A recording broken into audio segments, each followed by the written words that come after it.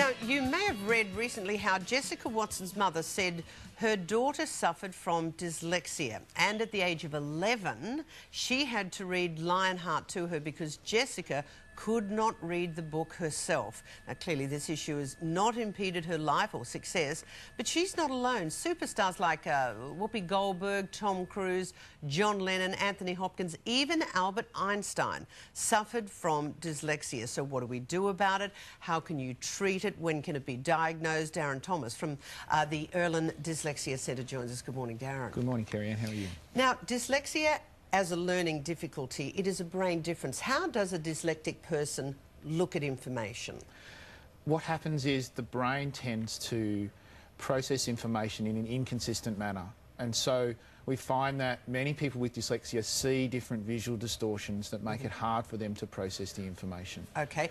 I know we've got some graphics here of what a dyslexic person sees compared to other people. So it's the way the words pop off the page?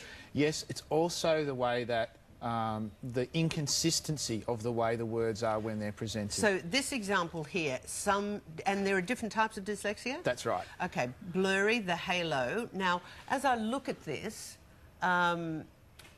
it just, and this one, for example, the rivers there. The distortions that you're seeing are examples of the way that people see things, but we don't yet have good enough technology to be able to see out of people's eyes and see exactly what they see. So we can get, these give us really good ideas of simplifications of what happens for people, and they make them very tired very quickly. Many people... And like, if you imagine all day you're at school and you're trying to focus on this. So let's run those again, because I think it's important for us to try and establish why dyslexia is such a problem, why learning is clearly difficult, and this is what somebody else is seeing.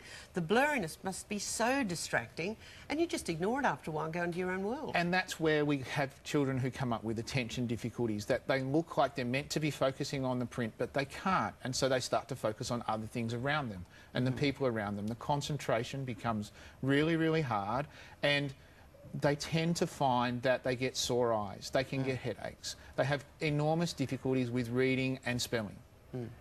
And, of course, the further you go in school, you just get left behind and left behind. Well, the more emphasis that's put on reading and spelling, on being able to present written documentation to people. Well, all the interviews I've ever done about dyslexia, I've never seen that visualisation of how somebody deals with it. OK, symptoms. Parents have got kids out there who are not keeping up. What are the symptoms they should be looking for? Reading difficulties, spelling difficulties, concentration, glare sensitivity, fatigue, and the last one that's always there and parents always talk to us about is reversals of letters and words or numbers when they're dealing with things. For example?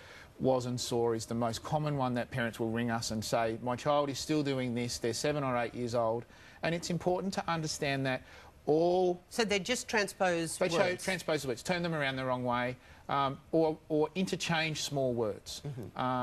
The and them, where and there, those types of words. What age is it best to have a child diagnosed, professionally diagnosed? The easiest way to deal with it is to be able to get feedback from children, and the most consistent feedback we can get starts at about 8 years old. How do you diagnose it? There are a lot of techniques that are used around the world to diagnose different types of dyslexia.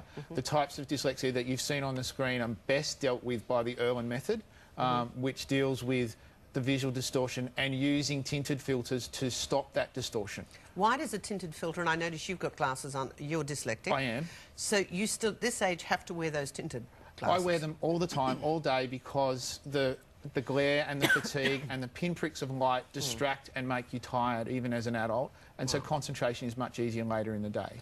Fascinating, but at least we know it does not impede success. Not at all. Excellent. Darren Thomas, thank you very much for explaining that to us this morning. Thank you, Kerry Ann.